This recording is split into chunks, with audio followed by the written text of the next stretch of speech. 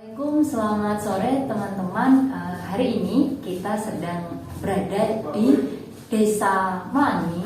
Nah, tepatnya di sini Desa Melangi itu adalah salah satu desa wisata religi, Pak, dan juga ada salah satu destinasi terkenalnya adalah Masjid Al-Negoro. Cuman di kesempatan kali ini kita akan ngobrol dengan Bapak Ihsan. Kita akan bercerita, kita akan sharing dan juga ngobrol bagaimana sih perkembangan desa wisata religi yang ada di Melangi. Seperti itu, Pak. Nah, mungkin Pak Ihsan ini selaku ketua komunitas desa wisata yang religi.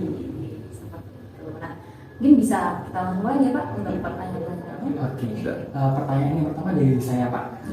Bagaimana sih, Pak, sejarah awalnya terbentuknya desa wisata religi ini? Gitu. Mungkin bisa diceritakan kapan terbentuknya, kapan, terus habis itu juga siapa pendirinya? Kalau desa wisata religi yang di sini itu sebenarnya kapan terbentuknya kita susah untuk mengungkapkan ya, karena ini dasarnya adalah dari beliau Mbah Kiai Nur Iman. Mbah Kiai Nur Iman itu seorang bangsawan yang menjadi cikal bakal di dusun ini, yang dulunya beliau adalah putra dari Amangkurat Jawa atau Amangkurat Ampat. Jadi itu sebelum Mataram masih bersatu, sebelum pecah menjadi awal kelahiran Mbah Nur Iman itu sendiri, waktu itu Mataram pecah menjadi dua. Itu di sekitar tahun 1750. Nah, itu waktu itu kan bapak atau romo dari Mbah Nur Iman itu adalah yang kemudian berdiri bergelar sebagai Amangkurat IV itu Mataram. Nah, sebelumnya beliau itu nyantren menggali ilmu di pesantren di Jawa Timur, tepatnya di daerah Gedangan,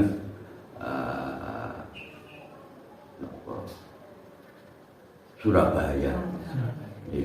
Nah, di situ sebelum beliau itu yang Amangkurat IV ini menjadi Amangkurat IV kan sebelumnya kan nyantren dulu.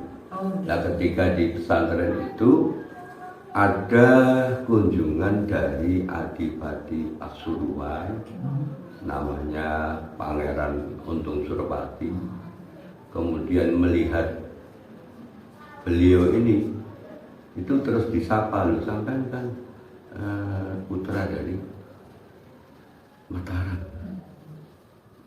mau menikah dengan anak saya, gitu. Terus waktu itu mau, terus nikah di pesantren. Kemudian istri beliau dan beliau kan di pesantren ada pesan dari Mataram bahwa beliau disuruh balik Mataram, sehingga istri beliau ditinggal di pondok, berangkat ke Mataram. Beliau naik tahta menjadi Amangkurat. Kemudian punya permaisuri dan punya keturunan. Nah, ketika sudah menginjak dewasa, ini kan terbawanya kan tidak jauh dengan yang di pondok, karena di pondok istrinya juga hamil, terus laki-laki, dan ini Bibi Hasan dia itu, Mbah Kiai Nur Iman itu yang lahir. Nah, ini ketika kemudian naik tahta, punya permaisuri dan putra-putra, ketika besar beliau bilang, sebenarnya kamu itu punya kakak. Untuk persoalan saat penting, kamu nggak boleh meninggalkan kakakmu. Itu ketika ada satu peristiwa, ya kebenarannya bagaimana kita juga nggak tahu, kita juga hanya mendengar dari bapak, simbah dan seterusnya begitu. Karena di sini ini keturunan Mbah Nur Iman di sini. Saya sendiri sudah sampai 8, saya itu sudah ke 8. Saya bisa mengurutkan saya, bapak saya, kakek saya, terus itu sampai ke Mbah Nur. Berarti ke Mbah Nur Iman itu hubungan Ke 8.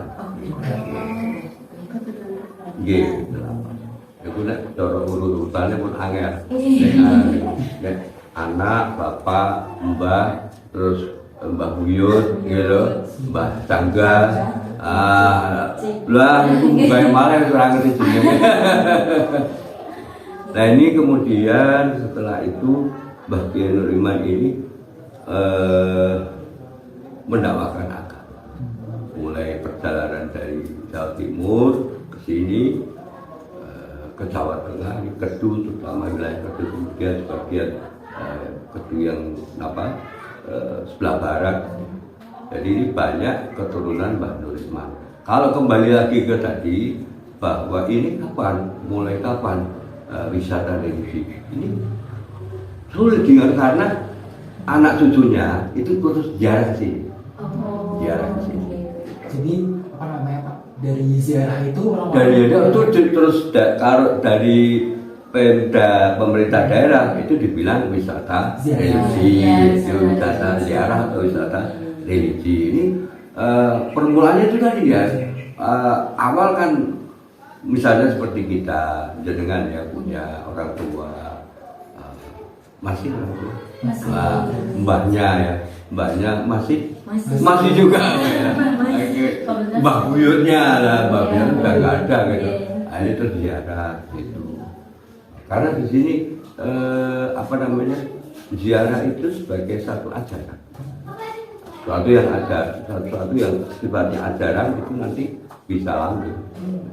Karena ada satu kepercayaan dekor dan itu ada dasarnya bahwa ala inna awliya Allahi la khaufun alaihim wa la hum yahzanun bal ahya'u. Niku ayat-ayat tentang para wali-wali Allah, para kekasih-kasih. Itu mereka senantiasa hidup. Ya. Dan ketika hidup ya bisa ziarah itu sebenarnya kan bertamu. Ziarah itu bertamu, kalau dari sisi bahasa Arab itu ziarah itu bertamu karena di sini itu kadung ziarah itu ke kuburan, sehingga terus namanya ziarah itu ke kuburan. Padahal sebenarnya ziarah itu berkunjung, minta bertamu. Sebenarnya itu makam. Makam itu kalau kita bilang makam, mikirnya mesti kuburan. Padahal makam itu sebenarnya tempat. Sebenarnya kalau di Makkah itu ada makam Ibrahim, makam Ibrahim tempat. Ini petilasan dulu ketika Nabi Ibrahim merenovasi membangun. Itu sebenarnya tempat, bukan makamnya Nabi Ibrahim, tapi tempat yang paling istilahnya seringnya di situ membangunnya itu seringnya. Nah, ini seperti itu, kita kadang-kadang bahasa itu salah. Jadi lebih ke ini apa? Pemda itu melihat ini banyak pengunjung, banyak orang berkunjung. Di sini kok banyak peziarah, jadi mungkin bisa nih jadi desa wisata religi. Berarti untuk secara langsung mengenai berdirinya desa wisata religi ini juga berhubungan dengan pesantren, atau mungkin pesantren ini menjadi salah satu efek dari adanya wisata religi. Kalau pesantren itu sebenarnya di sini malah kayak gitu. Akhir. Jadi pesantren yang dimaksud dengan satu lembaga pendidikan, dengan pendidikan yang diatur dengan kurikulum, mungkin ada klasikal, ada yang sistem yang dulu ada Sorogan, ada Bandungan. Itu tapi kalau ketika dibilang pesantren itu yang seperti ini, maka pesantren di sini itu di tahun setelah kemerdekaan, tahun 40, 50, 60 itu berdiri 2 pesantren awal di sini, Al-Miftah sama As-Salafiyah. Ini lebih dulu Al-Miftah. Itu masyarakat ini tahu semua, dan saya masih mengalami satu pesantren yang satu dari Mbah Kiainya dari muassis atau pendirinya itu di seputaran tahun 40, 50, 60. Kalau dalam arti di sini itu pesantren dalam arti yang lebih asal lagi, karena pesantren itu cantrik ya. Cantrik itu seseorang yang meladeni seorang guru. Guru misalnya dia guru itu butuh makan di apa namanya butuh wedangan digodok wedang, bajunya kotor dicucikan, ada keperluan yang lain air dinimbo. Ini seorang santri itu seperti itu. Terus kemudian di saat tertentu nanti dia diulang, apa namanya, dididik. Nah, itu asalnya itu seperti itu pesantren. Kemudian ketika ini banyak, terus disusun kelas-kelas dan seterusnya. Itu kalau dalam arti pesantren seperti yang akhir ini, itu sudah lama sekali. Bahkan di sini itu dikatakan desanya itu Desa Melangi, itu berasal dari kata mulang. Banyak orang di sini, banyak orang punya ahli-ahli agama karena dasar pendidikannya di pesantren lama, kemudian ketika pulang paham betul dengan agama, banyak orang datang. Seperti yang tadi di sini ini ada 1, 2, 3, 4, 1 SD. Ada 4 pesantren. Iya. Tapi saya baca juga di sini tuh ada 16 pesantren total. Lebih. Itu yang tercatat ya. Di sini itu belum tercatat. Di tempat saya barangnya ada anak yang di sini dia nggak pulang. Di sini pulang nanti setahun 2 kali atau bahkan sekali. Itu tidak ada anak 3 orang. Ya, di sini ini belum tercatat. Yang seperti Pak Mustafid itu tercatat, di sebelahnya itu tercatat, mana itu ada 4. Di RT itu ada 4. Banyak ya Pak ya. Kemudian ini kan namanya Desa Wisata Religi ya Pak. Nah, untuk potensinya Pak, selain biasanya wisatawan datang untuk berziarah, apakah mungkin ada potensi wisata lain selain ziarah Pak? Oh ada. Banyak ya. Di sini itu sebenarnya yang bisa dikembangkan itu banyak. Nanti mungkin dari dengan kita apa? Ini ada bahannya, ini ada alatnya, lagi masak seperti ini, gitu loh. Ya begitu itu nanti mungkin panjenengan bisa memberikan pemikiran. Kalau potensi di sini ini dari tradisi budaya yang ada sifatnya apa namanya makanan, ada yang sifat apa namanya itu kegiatan ya, upacara sampai kesenian itu ada dan itu bertahan kuat gitu.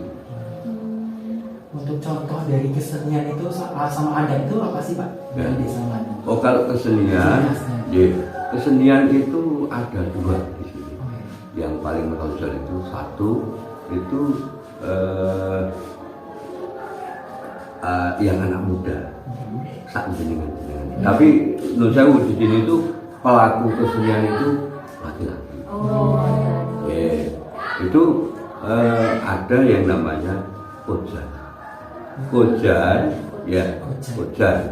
itu hampir sama dengan rebana itu ada lagu ya, tapi juga ada tarian. Cowok juga. Tariannya namanya rodan. Rodan itu kalau dari bahasa rodada itu bolak-balik. Ada di situ tariannya itu ke kanan, ke kiri, ke depan, ke belakang, bawah ke atas gitu. Oh, iya. Nah, itu nanti bisa ada visualnya, ada nanti bisa dicari. Itu rodat itu untuk anak-anak muda. Nah, nanti yang orang tua itu sholawat Jawa. Sholat Jawa. Jadi lafadznya itu lafadz sholawat. Kita biasanya yang kita pakai itu kitab Syarafil Anam. Itu satu kitab yang memuat dari mulai Syekh Al-Bazazi, Syekh Busairi. Di situ itu mengubah tentang lagu-lagu untuk memuji atau mendoakan ke Rasulullah yang itu definisi dari sholawat itu. Nah, itu bahkan Allah pun memerintahkan. Innallaha wa malaikatahu yusholluna 'alan nabi. Terus ya ayyuhalladzina amanu shollu. Sesungguhnya Allah dan para malaikat Allah itu bersolawat kepada Nabi. Hai orang yang beriman, sholawatlah. Tapi ini yang diperintah orang yang beriman. Jadi kalau yang nggak beriman ya nggak sholawat nggak apa-apa. Oh ya ayyuhalladzina amanu shollu, itu perintah itu. Hai orang-orang yang beriman, ya ayyuhalladzina amanu. Hai orang-orang yang beriman, shollu, ini kata perintah. Bil amar, shollu, pada sholawatlah kalian ala Nabi.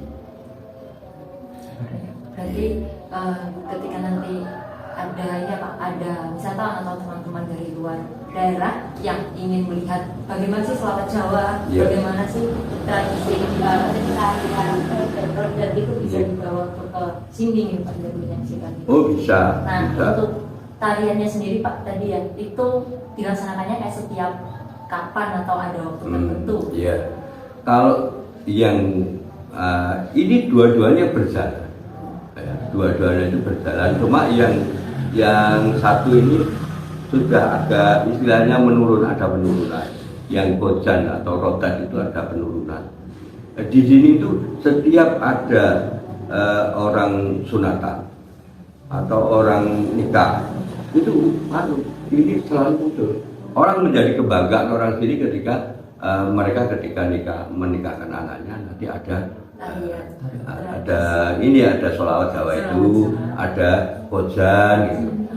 Itu menjadi kebanggaan orang sini, masyarakat sini. Jadi ini sampai sekarang pun di luar itu pun setiap seminggu sekali itu ada namanya geladen. Geladen itu latihan. Tuh, ini ngerti.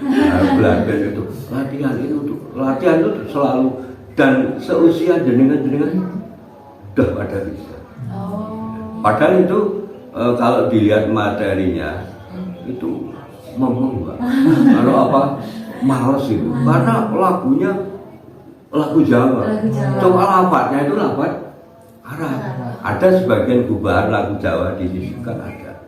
Tapi secara 90% lebih itu lafadznya adalah lafadz di kitab Syarafil Anam itu. Bisa saya tunjukkan. Ya, jadi teman-teman kalau misalnya mau melihat tradisi sholawat Jawa yang masih asli. Nah ini kitabnya. Ini bait-bait ya. Ini setengah bait. Ini satu bait itu dua begini. Nah, ini dibaca.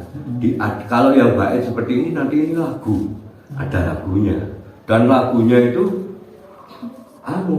kalau menurut saya itu berusaha untuk mendekati lagu aslinya yang dilakukan, disuarakan oleh sinden. Sinden kan suaranya kecil mungkin. Nah, ini di sini juga seperti itu. Bapak-bapak itu suaranya di sini. Suaranya dengan suara itu aneh sekali. Saya belajar 2 tahun, 1,5 tahun itu baru dapat 2 atau 3 lagu yang bisa saya yang lainnya itu ada 17 lagu dan setiap lagu itu bisa berkembang ke 2 lagu bahkan 3 lagu turunan dari ini. Kayak rap gitu kan, Iya, kalau rap gitu. iya. Ini ada ini bisa berkembang ke 2 sampai 3 lagu dalam satu lagu. Jadi kalau apakah sudah pernah Pak mungkin wisatawan datang ke sini kemudian ingin belajar secara langsung Iya, mencoba. melakukan. Kalau wisatawan enggak ya, tapi kalau masyarakat sekitar itu ada banyak. Ya, itu mereka mengundang ahli yang di sini dikatakan dalang itu yang bisa melakukan satu awal sampai akhir itu kedudukannya dalang. Nah ini mereka mengajar di tetangga kampung. Kalau dari wisatawan ingin belajar itu kita juga nggak mengenakan itu ke mereka. Mereka biasanya wisatawan religi yang sudah berjalan di sini itu kan mereka terjadwal. Mereka itu nanti ini hari apa namanya, misalnya ini hari Senin ya, besok hari Senin itu pagi di sini, sini. Nah ini salah satu. Bisa jadi ini pertama, bisa jadi ini kunjungan yang terakhir. Jadi masih belum fokus di sini. Justru yang menjadi pemikiran kita itu bagaimana bisa menahan mereka lebih lama. Itu mikir, saya memikir sama teman-teman. Mereka biasanya, kalau yang seperti itu, kita dapatnya sama. Mereka datang kan, pasti bawa makanan, buah minuman, dan jaga, terus pulang, gitu aja.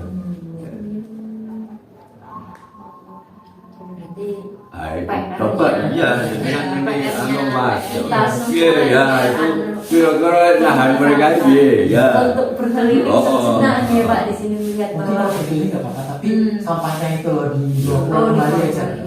Ya, jadi nggak cuma dapat sampahnya tapi sini juga bisa mengenalkan adat sama tradisi religinya. Padahal ada banyak potensi yang harus dilestarikan.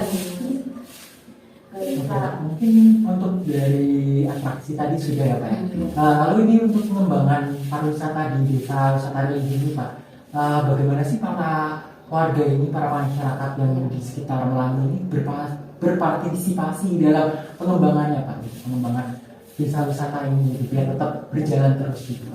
Kalau dari sisi destinasinya itu kan Bando Diman. Itu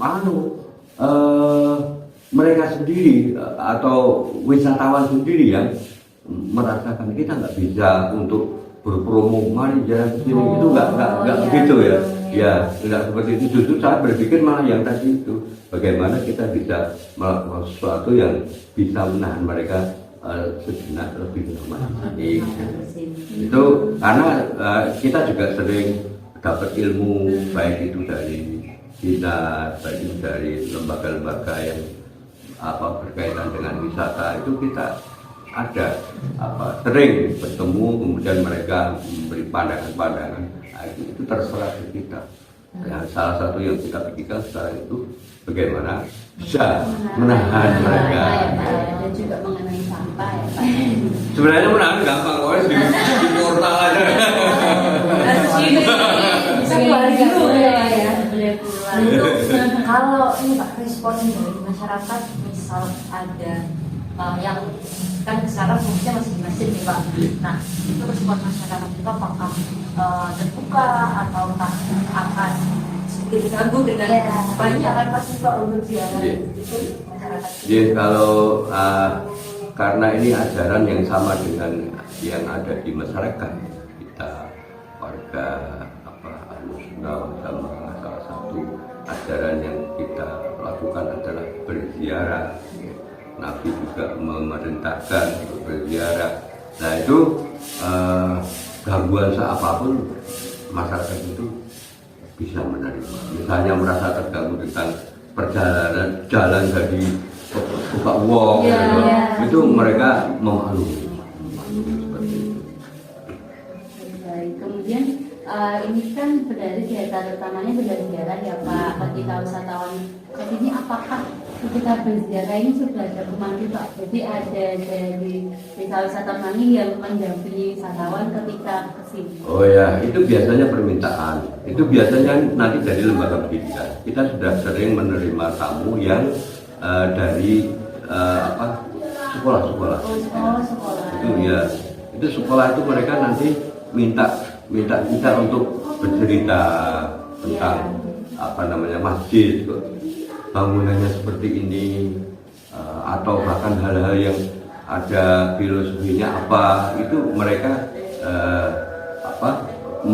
mengumpulkan anak untuk mendengarkan kita disuruh bercerita. Itu ada, itu yang seperti itu. Kalau yang ziarah itu biasanya mereka sudah ada panitia pemandunya sendiri.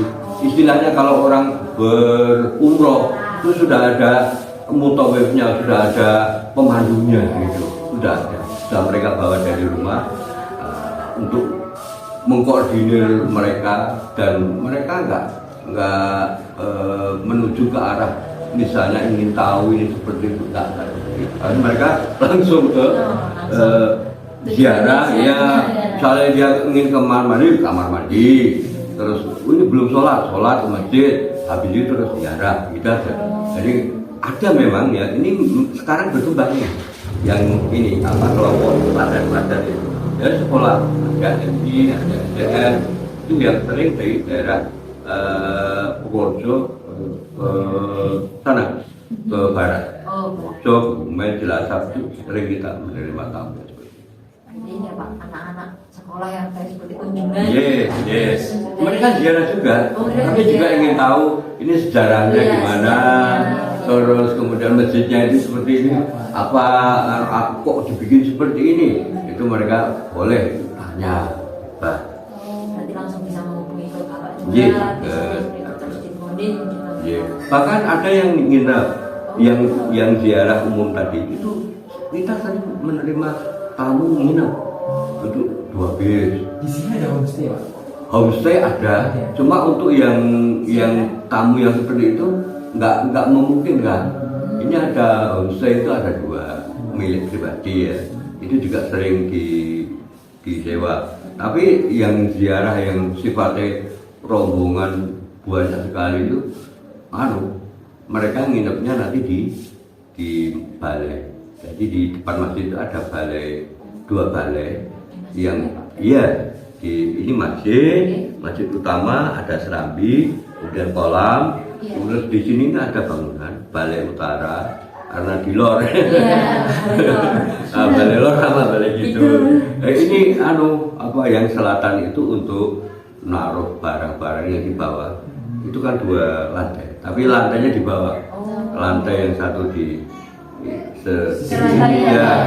konsepnya Mataram kan nggak boleh bertingkat, hingga tingkatnya ke bawah, Itu bawah untuk naruh barang-barang masjid, inventaris masjid. Yang utara itu untuk nginap. Gitu. Nanti yang putri di bawah, nanti yang di itu ada pintunya.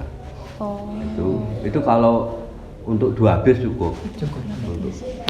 Kalau untuk pernah nggak sih Pak terjadi pembludakan gitu Pak dari pengunjung yang ingin berziarah gitu? Iya. Pernah Pak? Pernah. Itu tanggapan dari sini tuh gimana Pak? Cara mengantisipasi? Lah ini justru baru kita itu kemarin memikirkan itu. Memikirkan kita kan langkah-langkah pertama ya, pembludakan itu terutama nanti di ini orang ke kamar mandi. Orang itu nggak jauh tuh di jalan juga minum. Sampai tempat mereka itu biasanya mencari kamar mandi. Nah ini hampir 100% itu, satu bis itu hampir 100% ke kamar mandi. Ini di saat tertentu masjid itu kamar mandinya baru ada 10. Yang selatan itu 6, yang putri di utara itu 4. Ini kita dari benar tadi Mas, ketika ada pembludakan di saat tertentu itu ada 3 bulan. 3 bulan. Itu di bulan Syawal ya, kalender Hijriah ya. Kemudian di bulan Muharram dan di bulan Sya'ban. Ya. Itu kunjungannya besar. Di dalam 1 tahun di 3 bulan ini itu bisa 10 kali lipat dari hari biasa. Kadang bahkan kendaraan itu mobil sampai di ring road sana. Itu bisa pernah bisa ratusan. Berkunjung satu rombongan itu 100 sekian mobil gitu. Itu sudah jelas nggak memenuhi kapasitas. Makanya ini sekarang kita baru merencanakan sudah mau dieksekusi itu kamar mandi, tambahan kamar mandi di selatan di luar hotel. Bahkan kita ada merencanakan untuk jalur yang bisa hutan. Oh ya. Jadi nggak tabrakan. Iya, masuk balik itu. Kita mengupayakan yang utara. Jalan keluar dan jalan masuk. Iya, itu masuk banyak dari sini. Jadi nggak mengurangi ini di saat tertentu. Itu kita juga. Kita sudah istilahnya apa ya? Kini lewat kini ya. Apa yang namanya? Apa sih namanya? Oh, jadi kayak udah diarahkan. Nanti kira-kira ya, Pak, iya. ya. Jadi sudah ada rute yang lebih jelas gitu. Iya. Itu Kemudian, ada. oh sudah ada. Pak? Ada, tapi belum belum dieksekusi belum. Baru nanti awal nanti kamar mandi dulu. Setelah itu nanti perluasan area ziarah. Kemudian ini target kita.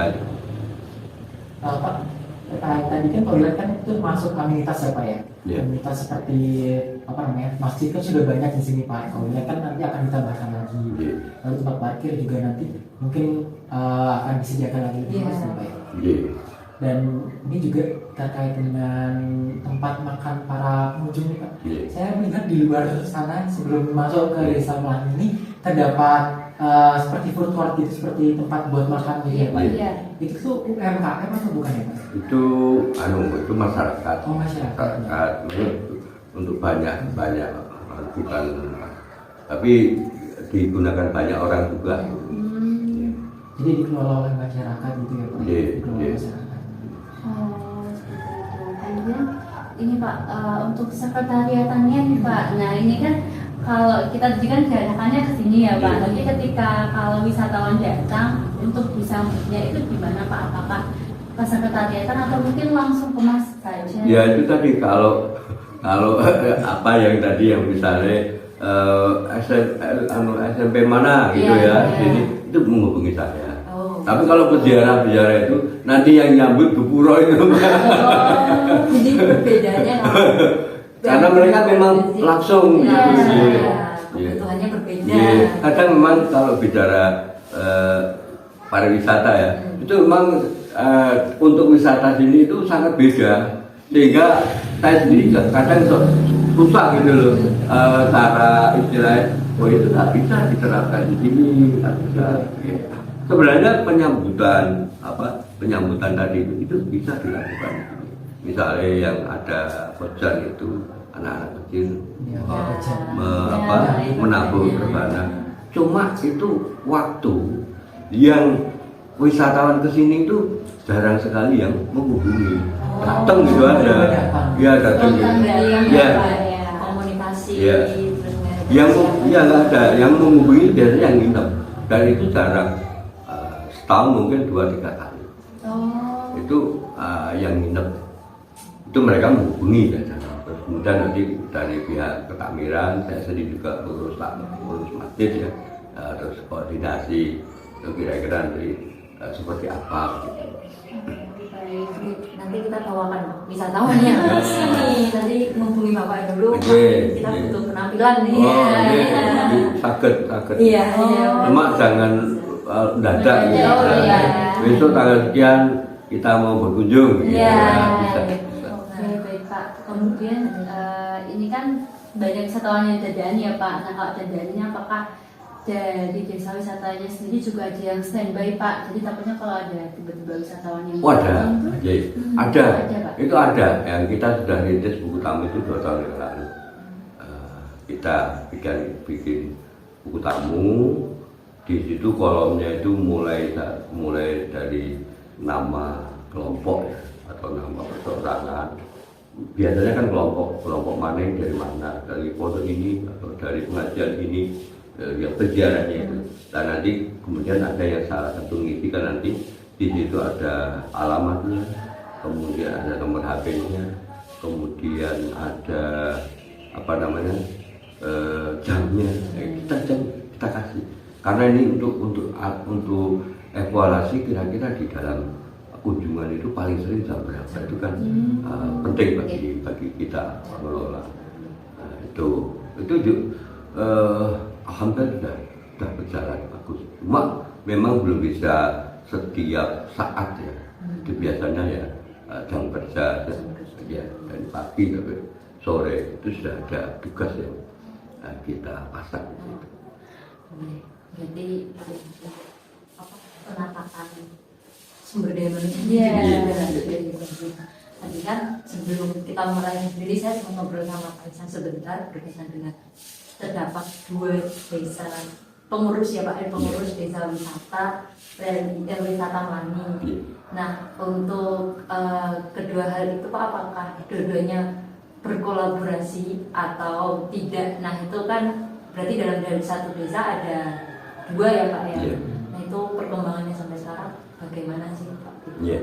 Kalau dari kepengurusan kita sudah gabung, kita sudah saling mengisi, ya, itu sudah bagus karena di satu sisi kita kadang kerepotan di urusan yang lain, itu bisa di cover bisa di handle dari teman-teman yang wisata. Itu bahkan dulu kita sudah mendirikan Podarwe, juga sudah izin dari desa, tapi desa mempersulit, bahkan mereka mendirikan sendiri Pok Darwis itu. Ini perlu menjadi catatan ya. Berarti malah dari desanya yang tidak menghambat ya. Di sana itu menghambat. Itu sudah lama, sudah bertahun-tahun kita diam aja, tetap seperti itu. Ya kita akhirnya ya bagaimana lagi, kita seperti orang yang dari publik biar ngerti salah satu persoalan itu di dinas juga sudah ngerti sampai satu yang bisa langsung ke dinas langsung ke dinas saja. Jadi dari sisi dinas malah lebih ini apa lebih memperhatikan ya. Itu sering sekali dinas ke sini ya, dinas ke sini itu dari desa. Oh dari ini ya pegawai desa. Ya tak ada. Itu udah 2 kali, 3 kali bahkan ada pertemuan seperti itu. Nggak datang dari lurahnya itu nggak datang. Yang itu juga nanti bisa menarik. Ya, sulit kadang-kadang kan memang peraturan itu kalau misalnya peraturan pemerintah dari atas itu inginnya kan ada Pok Darwis. Nah, sepaham saya itu Pok Darwis itu di desa kan. Desa itu ada beberapa dusun. Maksudnya pemerintah itu saya ngerti. Misalnya di satu desa itu ada, di sini ada potensinya dusun satu, ini ada potensi dusun yang lain. Nek diwidangnya kelompok lewat difasilitasi desa. Ya, ini terbalik malah.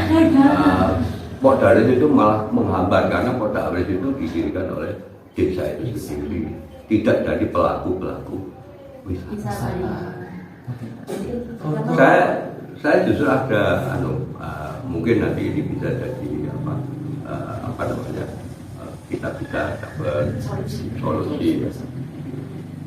Saya itu punya gagasan tadi sudah kita sampaikan ke dinas ya, lembaga-lembaga terkait.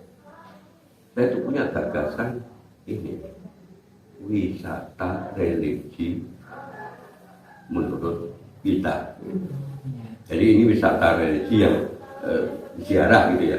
Kita ada satu pemikiran mendirikan atau punya pemikiran gagasan wisata religi. Maksud saya adalah kita sudah sampaikan itu pada umumnya wisatawan atau pengelola wisata itu berhasil kalau membawa wisatawan itu senang.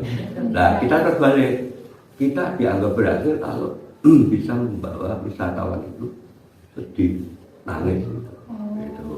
Suasana Ya, Itu kita ada konsep.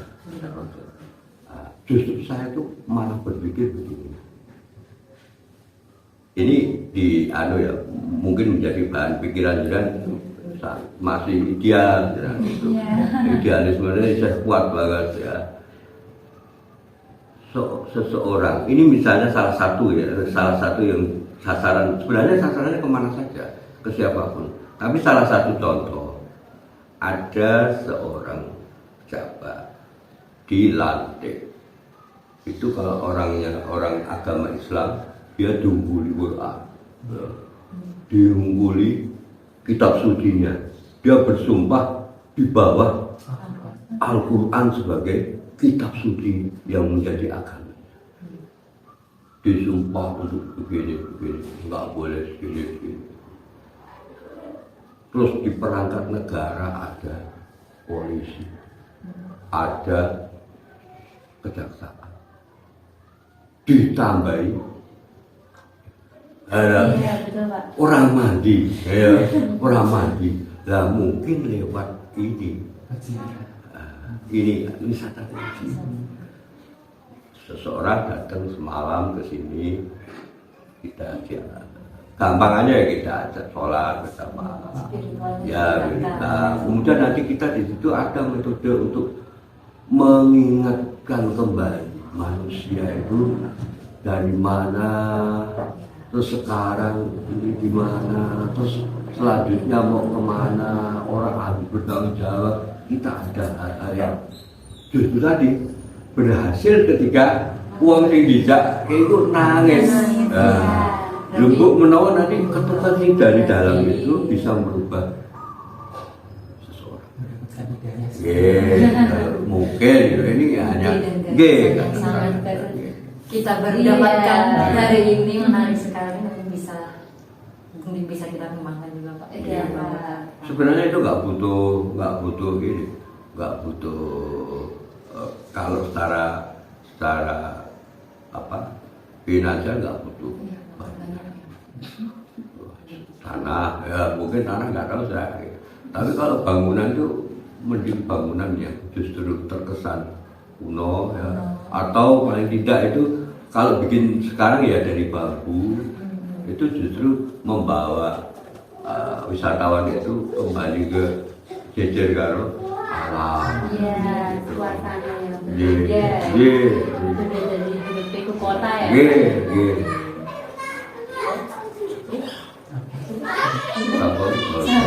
Jadi menarik sekali kita ngobrol berbincang dengan Pak Ihsan pada sore hari ini. Kita banyak mendapat pengalaman baru, gambaran-gambaran baru, masukan baru bahwa Desa Wisata Religi Pelangi sangat pantas untuk dikembangkan. Iya, dan kita semua wisatawan kesini bahwa banyak sekali tradisi, adat, terus kemudian ada juga spiritualnya Pak, nantinya akan saya tanya sedikit di fakultas sekolah kita di bisnis perjalanan wisata. Jadi di UGM. Kalau fakultas teknik UGM ada yang kenal.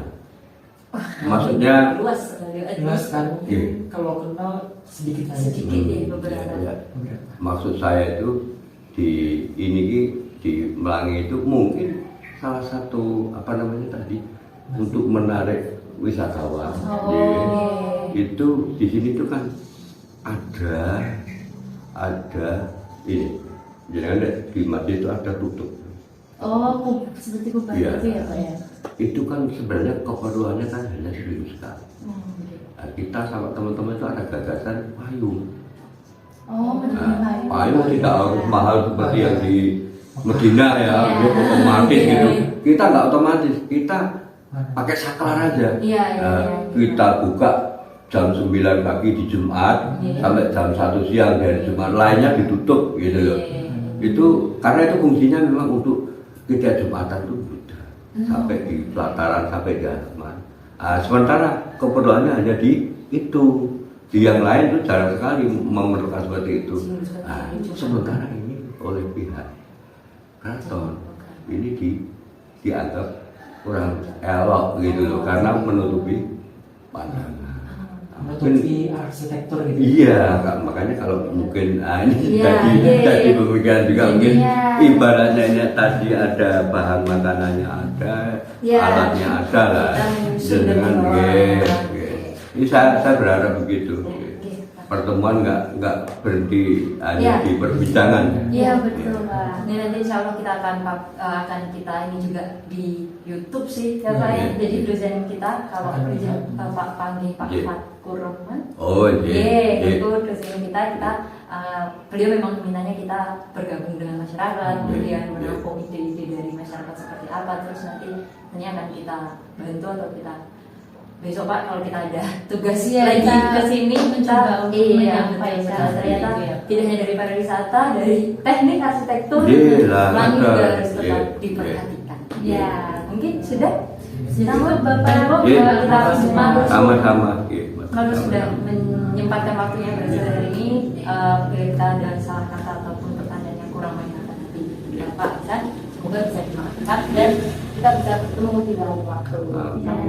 Wassalamualaikum warahmatullahi wabarakatuh. Waalaikumsalam. Terima kasih. Terima kasih. Iya.